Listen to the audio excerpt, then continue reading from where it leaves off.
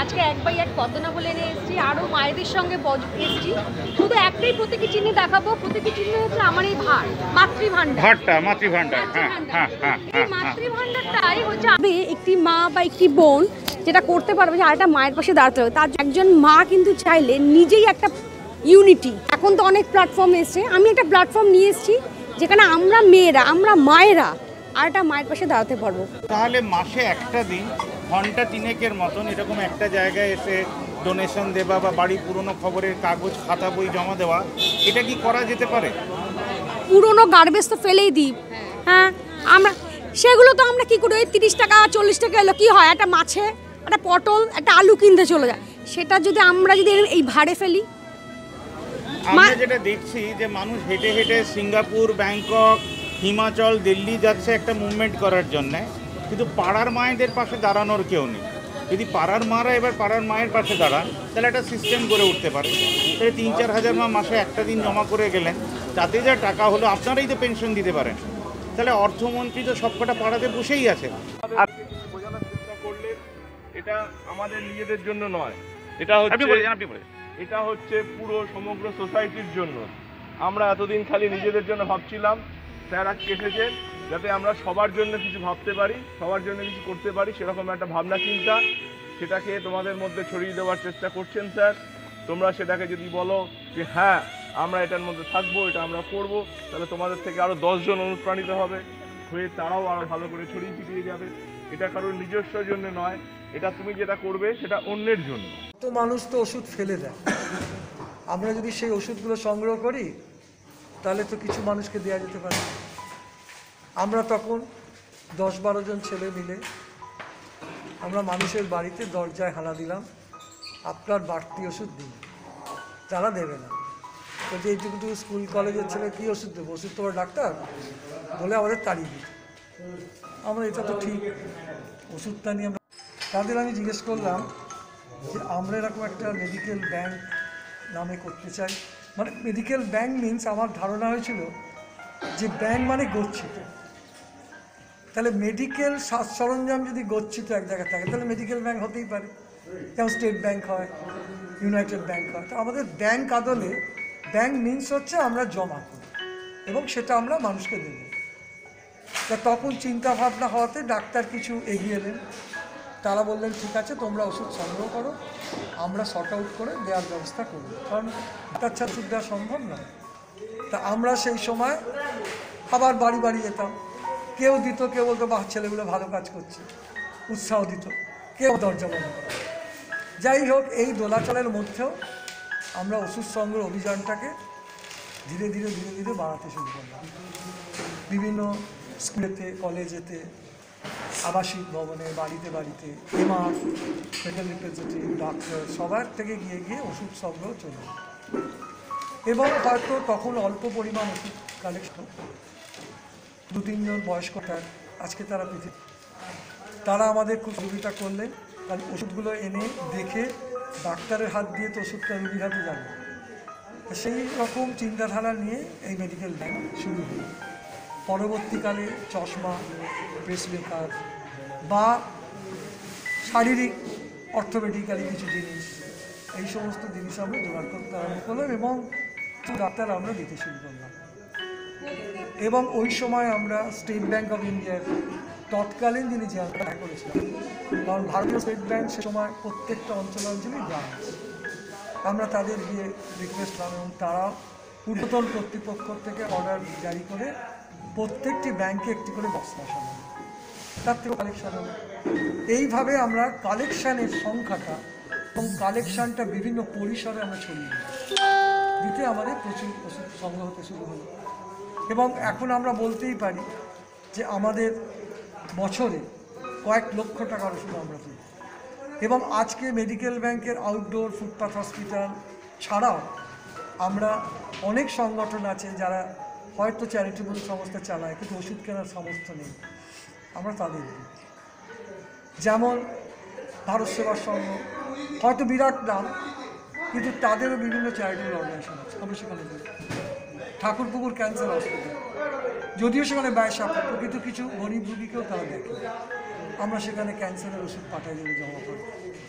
এবং আমাদের এই ওষুধ জমা দেওয়ার ব্যাপারটা এমনই, সব ধরনের ওষুধই আমরা নিই, শুধু হোমিওপ্যাথি না, আয়ুর্বেদিক এগুলো তো আমরা চালাতে পারি না। অ্যালোপ্যাথিক যত রকমের ওষুধ হতে পারে আমরা দিই। এবং আমরা সাধারণ মানুষকে, বিশেষ করে যারা গ্রামাঞ্চলে প্রান্তিক লোক, যারা RG Kar national medical college NRS মেডিকেলে দেখাতে আসে, আজকে নয় সরকার কিছু ওষুধ দিচ্ছে, কিন্তু আগে তো এত ওষুধ দিতে পারতো না, ওষুধটা কিনতেই হতো। এবং এখনও সব ব্র্যান্ডের ওষুধ দিতে পারে, ফলে আমাদের থেকে ওষুধ দিতে হবে। তা আমরা দেখেছি যে দেবার ক্ষেত্রে আমাদের সমস্ত ছেলেরা তারা শিখে গেছে ওষুধ দেওয়া, তারাই ওষুধটা দেয় এবং প্রত্যেকেই ভলেন্টিয়ার, টাকা পয়সা লাগান। কারণ আমি মনে করি যে আমি যদি সপ্তাহে 1 ঘন্টাও দিই সেটা হবে, এবার যে যেরকম পারে। কারণ ব্যাপারটা আমি আপনাকে পরিষ্কার বলে দিচ্ছি, আজকাল যেমন গাল ভরা নাম হচ্ছে এনজিও, নন গভর্নমেন্ট অর্গানাইজেশন, আমি তো বিশ্বাস করি না। কারণ এনজিওটা একটা চাকরির জায়গা হয়ে গেছে। এনজিওর মধ্যে কিন্তু সামাজিকতা, মানুষের দায় দায়িত্বতা, যে এগুলো কিন্তু এখন ক্রমান্বয়ে কমে গেছে, এগুলো নেই।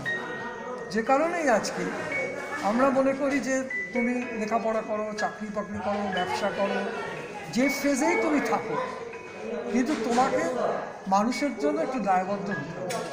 কারণ যে মাটিতে আমি বড় হয়েছি, যে সমাজ আমাকে দিয়েছে, সেই সমাজকে আমাকে কিছু দিতে হবে। আজকে কিন্তু ইউথ জেনারেশনের মধ্যে শিক্ষা দীক্ষা বাড়ছে, কিন্তু আমার শিক্ষা আমি আরেকজনকে ছড়াবো, সেটা লেখাপড়ার মাধ্যমে হোক, সেটা ওষুধপত্র সঙ্গের মাধ্যমে হোক, সেটা অর্থে হোক, যাতেই হোক, আজকে কিন্তু সেই ধ্যান ধারণাটা কমে যাচ্ছে। আমরা মনে করি প্রত্যেকটা যুবক, দেখুন, ডাক্তার হবেন, ইঞ্জিনিয়ার হতে পারবেন, আইপিএস হতে পারবেন, বড় খেলোয়াড় হতে পারবেন, বড় অভিনেতা হতে পারবেন, সমাজের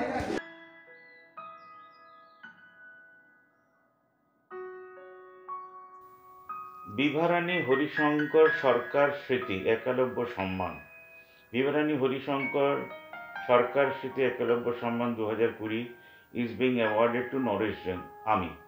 আমি ধন্য হলাম, কারণ অনেকেই আইডিয়াটাকে না রিকগনাইজই করতে চায় না, কিন্তু শ্যামলদা এটাকে সিস্টেম করে নিয়েছেন। ফেসবুকে লেখা, হোয়াটসঅ্যাপে লেখা এবং মিতাও, তারা প্রমোট করছেন একটা আইডিয়াকে। আইডিয়াটা হচ্ছে নিউজ পেপার ব্যাংক। মানে মায়েরা, বাচ্চারা, বুড়োরা, আমরা সবাই, ভারতবর্ষে যে কটা মানুষ এই মুহূর্তে নিঃশ্বাস নিচ্ছেন, সবাই পুরনো খবরের কাগজ, খাতা, বই, তার সঙ্গে ডোনেশন অবশ্যই মাসে 1 দিন এসে একটি জায়গায় জমা দেবেন। সেই জমা দিয়ে যে বিক্রি হয়ে যে টাকাটি হবে, সেটা হচ্ছে সোশ্যাল ক্যাপিটাল অফ ইন্ডিয়া। ক্যাপিটালিস্টরা আমাদেরকে লুটে পুটে খাচ্ছে থ্রু গভর্নমেন্ট। বিজেপি গভর্নমেন্ট তো একদম তাদের সরাসরি রিপ্রেজেন্টেটিভই হয়ে গেছে। কোটি কোটি মানুষ রাস্তার মধ্যে শুয়ে রয়েছেন, অথচ তাদের সঙ্গে কথা বলার সময় নেই একটি পাহারাদারের। একজন পিএম নিজেকে পাহারাদার বলেও প্রমোট করেছিলেন। সেই পাহারাদার আজকে মানুষের সঙ্গে কথা বলতে ভয় পাচ্ছেন। নিউজ পেপার দিয়ে কি হতে পারে সেটা আমাকে শ্যামলদা করে দেখালেন। এই যে ব্যাগটি, এর ভেতরে এই গিফটটিকে আমি কালকে নিয়ে এলাম, এবং নিয়ে এলাম এই সার্টিফিকেটটাকে। এটা এই ব্যাগের ভেতরে আমাকে হ্যান্ড ওভার করা হলো। এটা নিউজ পেপার দিয়ে বানানো। শুধু এটাকে দেখিয়ে আমার কাজটা শেষ হয়ে যাচ্ছে না, আপনাদেরকে বলছি, খাদি গ্রাম উদ্যোগেও আমি দেখলাম প্লাস্টিকে তারা কাপড়টাকে প্যাক করে দেয়। কারণ যদি খাদি হয় তাহলে প্লাস্টিক কেন? খুব সুন্দর উত্তর পেলাম যে আমরা তারপর থেকে কাগজে দেব। শ্রীরামপুরে এই কাজটা আমি শুরু করাতে পেরেছি। আপনারা যারা আর একটু বেশি ওয়াকিবহল, একটু খাদি গ্রাম উদ্যোগের সেন্ট্রালে গিয়ে কথা বলুন, যাতে কাগজের ব্যাগ তৈরির অর্ডারটা আমরা পাই। কারণ আমরা নিউজ পেপার ব্যাংক খুলছি পুরো ভারতবর্ষ জুড়ে। আজকে আনন্দদার হাত ধরে, বন্দনার হাত ধরে, আরও কিছু জনের হাত ধরে পুরো ভারতবর্ষের টিমটা তৈরি করছি। দীপাদির তো নজরুল একটা মঞ্চ রয়েছে আসামে, ওইখানকার 7খানা স্টেট নিয়ে, তাহলে সেখানে নিউজ পেপার ব্যাংক নয় কেন? দীপাদি, আমি অনুষ্ঠানের মাধ্যমে বলতে চাইছি যে এই ব্যাগ তৈরির কারখানা যদি শ্যামলদা একটু দেখিয়ে দেন, তাহলে তো মায়েরা করতে পারবেন। এবং ভারতবর্ষের সব দোকানে যদি সিপিডিআর একটু দায়িত্ব নিয়ে তাদেরকে দিয়ে ক্যাম্পেইন করিয়ে দেয়, সিপিডিআরের মানুষেরা বাড়ি বাড়িতে যদি মিউনিসিপ্যাল ব্যাংক খুলে দেয়, তাহলে তো এটা সম্ভব, ভীষণভাবে সম্ভব। 12/12/2020 আমরা মনে রাখবো যে ভারতবর্ষের মায়েদের জাগরণের দিন। কালকে একটি ভান্ডার ভাঙা হলো, সেই ভান্ডার থেকে যে টাকাটা বেরিয়ে এলো সেটা দিয়ে দেওয়া হলো একটি মাকে পেনশন হিসেবে। আমি গর্বিত যে ঠিক এই কাজটার জন্যই আমি স্বপ্ন দেখেছিলাম 15ই মে 2018। কাজটা করছি 2012 থেকে, তখনই আমরা শুরুই করেছিলাম কাজটি। একটি মেয়ে আমাদের পাশের হাসপাতালে জন্মেছিল ভবানীপুরে, তখন আমার অফিস ছিল। সে বাবার নামটি করে লটারিতে নামটি তুলে সে লস্করদার হাতে আমরা 2000 টাকা তুলে দিতে পেরেছিলাম। তারপর গঙ্গা পদ্মা অনেকটা বয়ে গেছে, আমার অফিস বন্ধ হয়ে যায় পলিউশনের কেসে। আপনি বুঝতেই পারছেন, যেখানে 6 জন চাকরি করছিল সেখান থেকে পুরো জিনিসটা জিরোতে এসে দাঁড়িয়ে গেল। তারপরের লড়াইটা আরও সাংঘাতিক, বেঁচে থাকার লড়াই।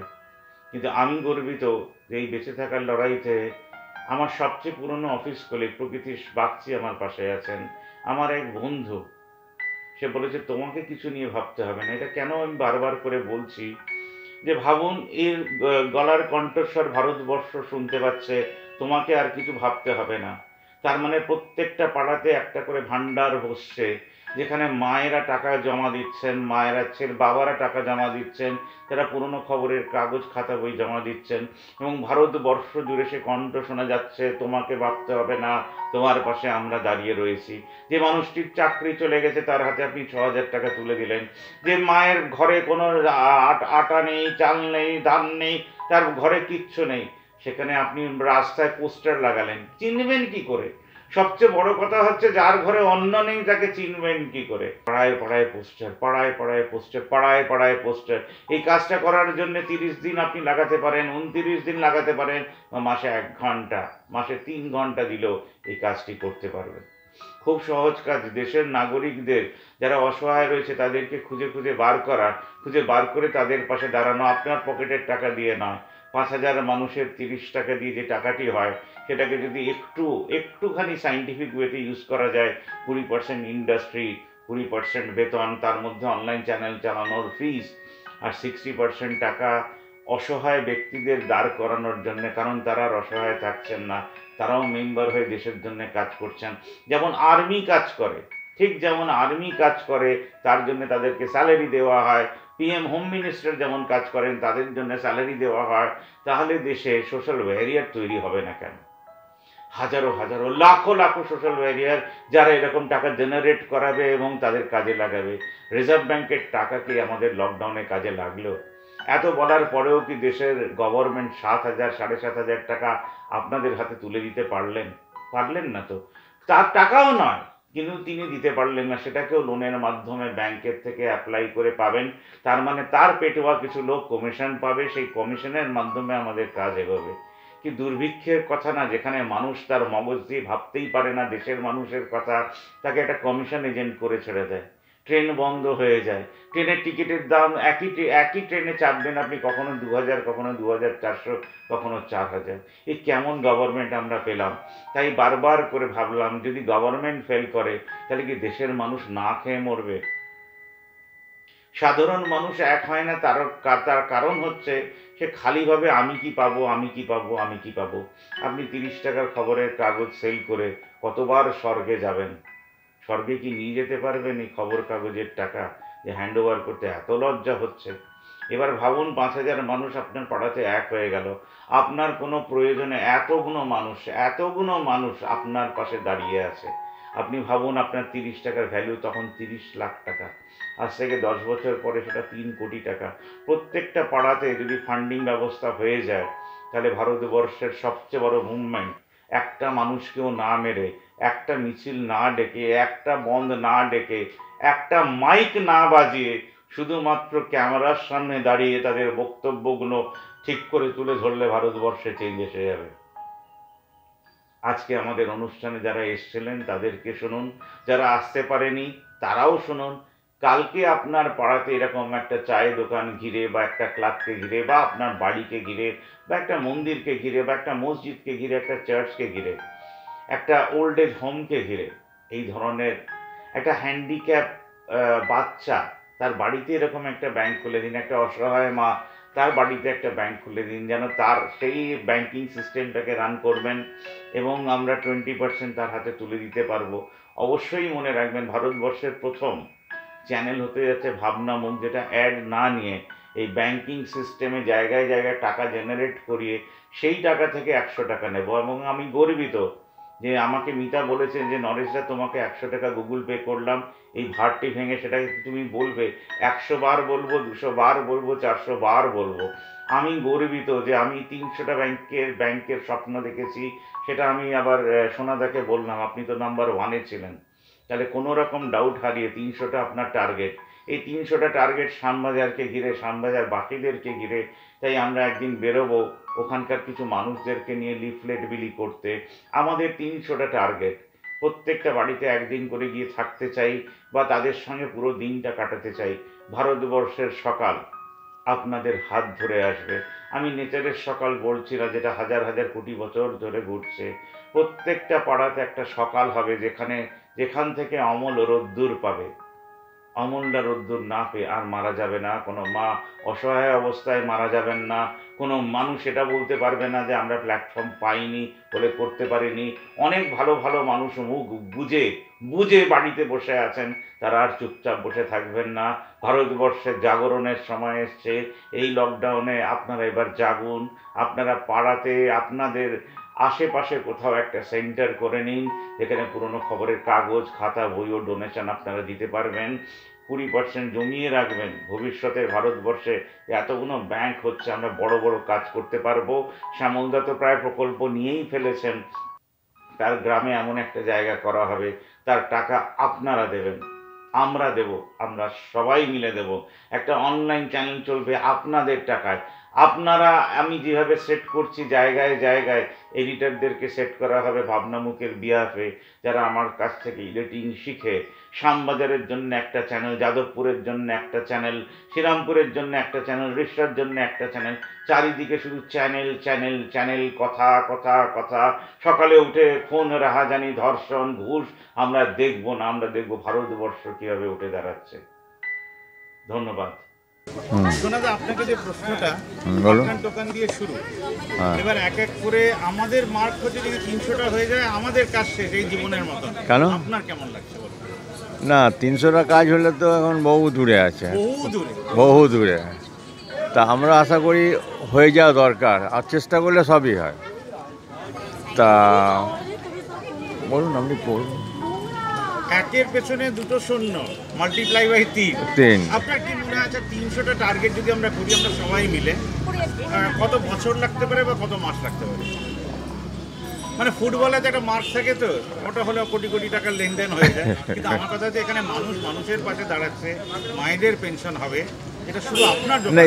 এই উদ্যোগটা যদি সবাই মিলে নিয়ে আমাদের আশা করি, কিন্তু 2022 আমরা একটা টার্গেট করি, করুন। হ্যাঁ হ্যাঁ করুন, হ্যাঁ হ্যাঁ হ্যাঁ হ্যাঁ, বিপ্লব চায়ের দোকান থেকে। হ্যাঁ ঠিক আছে।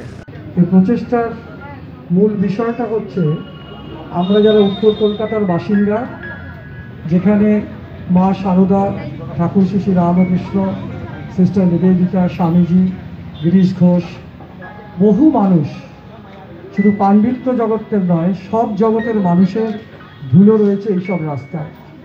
সেইখানে সাধারণ মানুষকে নিয়ে মূল্যবোধ, মানুষের বিশ্বাসযোগ্যতা, মানুষের সৃষ্টি, মানুষের সৃজনশীলতা কীভাবে মেলবন্ধন করা যায়, আমি বেশ কয়েকটি অনুষ্ঠানে এসে আমি বুঝেছি। তার কারণ এই অনুষ্ঠানটা একেবারে খুব সাধারণ মানুষের জন্য। অসাধারণ মানুষগুলো সাধারণভাবে এই অনুষ্ঠানগুলোতে সমবেত হন। আমি উত্তরীয় আড্ডার 2টি অনুষ্ঠানে গেছিলাম, আমি দেখেছি যে সেখানে যারা এক সময় শুধু চা খেতেই আসতেন, পরবর্তীকালে তারা কিন্তু প্রত্যেকে এই চায়ের সূত্র ধরে মানুষের ভালোবাসা অপার পেয়েছেন এবং দিয়েছেন। তারই বোধহয় আজকে একটি সংখ্যা এই গলিতে হচ্ছে। আমি আশা করি আমরা যারা উত্তর কলকাতার মানুষ, আমরা প্রতিটি ক্ষেত্রে এখনও আমাদের মানবিক দিক আছে। রাত দুপুরে ডাকলে মানুষকে পাওয়া যায়। অলিগলিতে এখনও অনেক রক ভেঙে দিলেও মানুষ এখনও কিছু কিছু জায়গায় বসেন।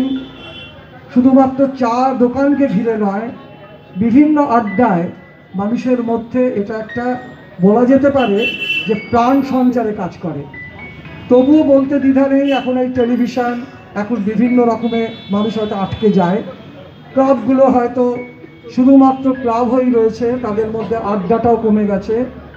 এক শ্রেণীর মানুষ এখন সেই স্মার্টফোন নিয়ে ব্যস্ত থাকছেন, কিন্তু যারা এর প্রাণটা বুঝেছেন তারা কিন্তু এর থেকে বেরিয়ে এসে সবাই এক জায়গায় বসার চেষ্টা করেন।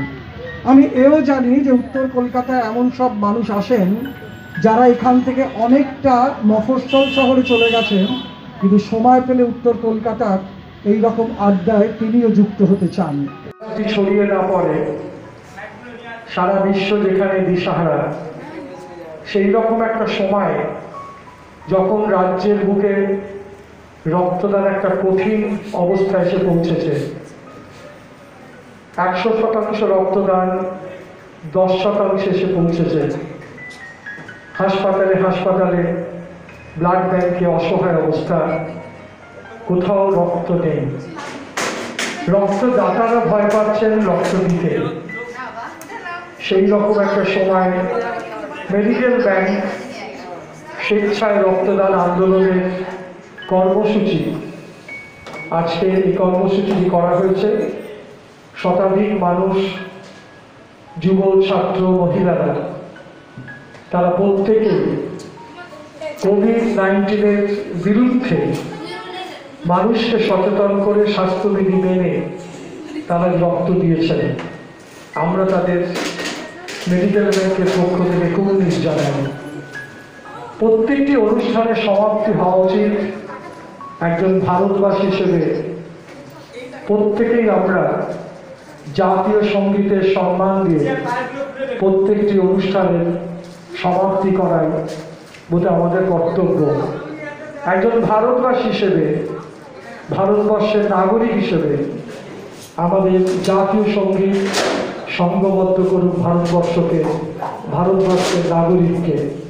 ধর্ম, ভাষা, বর্ণ ঊর্ধ্বে বৈচিত্র্যের মধ্যে ভারতবর্ষ। আসুন আমরা জাতীয় সঙ্গীতের মধ্যে দিয়ে আজকের এই দিবসের পরিসমাপ্তি ঘোষণা করব।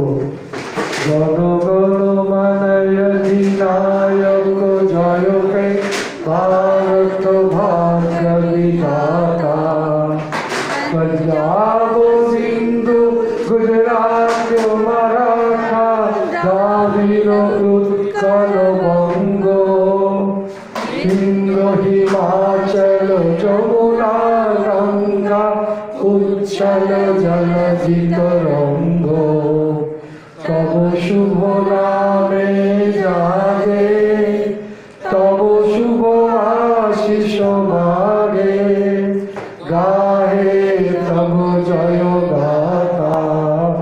জন গণ মঙ্গল দায়ক জয় হে ভারত ভাগ্য বিধাতা, জয় হে জয় হে জয়